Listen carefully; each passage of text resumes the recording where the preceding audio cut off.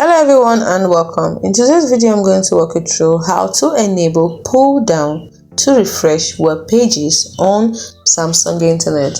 So from the home menu you're going to tap on the three lines at the bottom of the screen, and then you tap on the gear icon to open up the settings, and then you tap on web page view and scrolling, and you can see the option for pull down to refresh web pages, so you turn it on. It's as simple as that.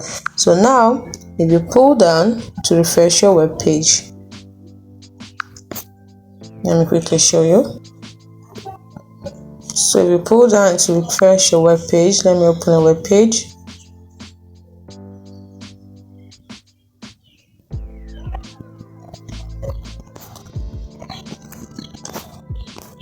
So now once you pull down, it will refresh your web page. It's as simple as that. Hope you found this video helpful. Do not forget to like and subscribe to the channel for more. Thanks for watching.